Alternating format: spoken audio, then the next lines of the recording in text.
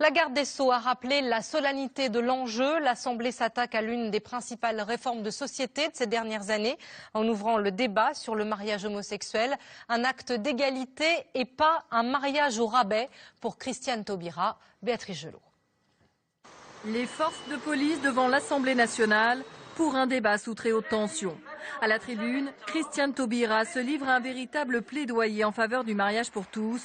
30 minutes de discours sans notes. La garde des Sceaux qui s'en prend à une opposition survoltée. Nous posons les mots et nous parlons d'hypocrisie.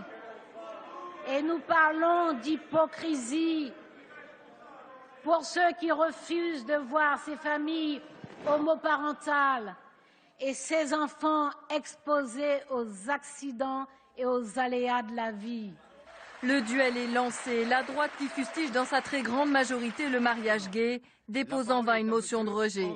Et c'est Henri Guénaud, l'ancienne plume de Nicolas Sarkozy, qui prend la parole. Sous le regard de Brigitte Bardot, il demande une nouvelle fois un référendum.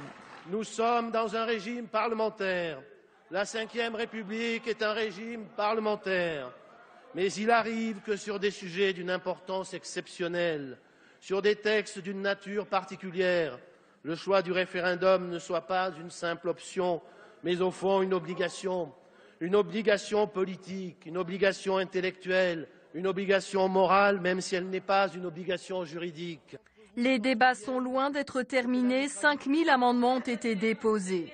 Ce soir, près de 300 catholiques traditionalistes se sont réunis pour une veillée près de l'Assemblée. Un rassemblement en forme d'avertissement envers le gouvernement. Bonsoir Laurent Wauquiez, député UMP de Haute-Loire, l'un des chefs de file de l'opposition au mariage homosexuel. On vient de voir les images de Civitas. Vous me permettez juste une remarque? Bien sûr. C'est pas que le mariage homosexuel. Pour l'instant, c'est le mariage homosexuel dans ce qui est débattu en ce moment. Non, pardonnez-moi. Précisément, c'est le mariage homosexuel et déjà l'adoption pour tous. Et la garde des Sceaux, elle l'a d'ailleurs signalé très clairement plusieurs fois, a dernière en perspective la procréation médicalement assistée. Pourquoi je dis ça?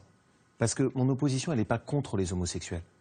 Elle n'est pas contre principalement le mariage. Elle est d'abord une préoccupation sur la place des enfants et ce que signifie ce projet de loi pour l'évolution de leur place dans la société. Alors je reviens à ma première question. On a vu des images de catholiques intégristes qui priaient pour que les parlementaires de la majorité changent d'avis. Vous soutenez, ça vous choque ce genre de manifestation? Moi, je ne veux absolument pas qu'on rentre dans une démarche qui soit une démarche homophobe ou de rejet de l'autre. Mais ce qui est en train de se passer, c'est quoi?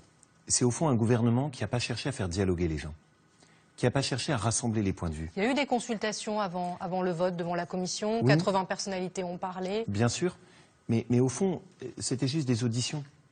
On n'a pas cherché à faire comme ce qu'on avait fait sur la fin de vie, où députés de gauche et de droite s'étaient mis ensemble pour essayer de trouver des points de convergence. Par exemple, sur l'union civile, je suis sûr qu'on aurait pu trouver des points de convergence. Et vous regrettez que le gouvernement précédent, que Nicolas Sarkozy ait abandonné, comme le disait Bruno Le Maire ce matin, ce projet, que la droite ait renoncé à ça? Je pense qu'on aurait mieux fait d'aller jusqu'au bout sur cette question, oui, personnellement. Mais surtout, là, ce qui me gêne, c'est que l'approche du gouvernement est juste de mettre brutalement le projet sur la table, sans chercher à écouter les inquiétudes. Vous avez écouté les propos de Christiane Taubira, qui traite les gens d'égoïsme, d'intolérance, d'être des esprits bornés. Ce n'est pas des propos qui sont dignes. Il y a des inquiétudes qu'on peut avoir légitimement, dignement sur ce projet. On peut être inquiet sur la procréation médicalement assistée. On peut être inquiet sur ce changement de la conception de l'adoption. Et c'est ça que j'essaye de porter dans ce débat. Alors, vous réclamez et respectueuse. Vous réclamez un référendum. Madame Taubira, le gouvernement en réfère à la Constitution pour dire que sur ce type de sujet, on ne fait pas de référendum. Vous continuez pourtant, 63% des Français sont pour ce projet de mariage homosexuel. Ça vous mène à quoi tout ça? 70% des Français demandent à être consultés. Ils demandent à s'exprimer sur cette question. Je considère que la seule sortie par le haut qui soit correcte sur cette question, c'est un référendum. Parce que ça évitera qu'on garde des rancœurs. Ça évitera que sur un projet comme ça, les choses se soient crispées comme elles sont en train de se crisper. Et je pense que la meilleure façon de fonctionner, c'est que ce soit les Français qui décident, simplement. Alors vous parlez des Français, on va voir quelle est la position de nos voisins. 6 pays sur 27 dont l'Union ont accepté le mariage homosexuel, l'ont légalisé. On va partir en Espagne.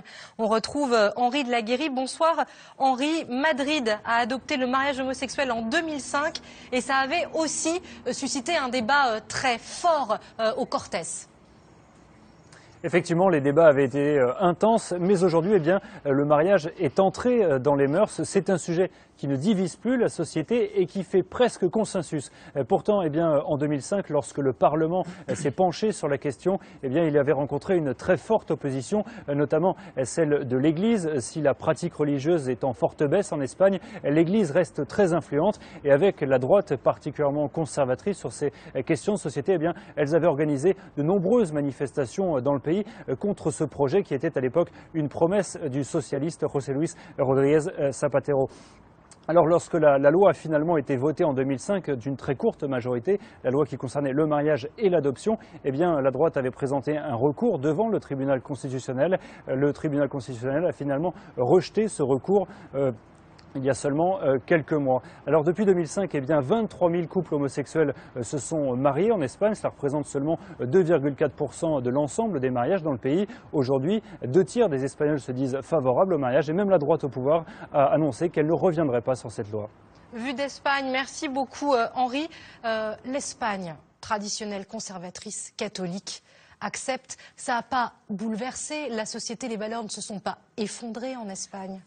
Je ne cherche pas à parler d'un effondrement, mais d'abord, vous voyez, si je peux me permettre les termes qu'on utilise, conservateur.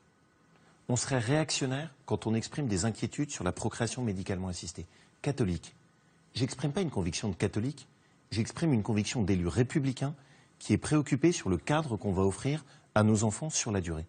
Et enfin, je maintiens ce que j'ai dit, ma préoccupation principale n'est pas au fond sur les adultes. Ma préoccupation principale, c'est la suivante. Il n'y a pas un droit à l'enfant. Il y a des droits de l'enfant. Et la question que je me pose, c'est quelle est la meilleure manière de leur offrir un cadre stable dans la société d'aujourd'hui. Et je ne crois pas que ce soit par le biais des bébés éprouvettes ou par le biais de la question de la gestation pour autrui.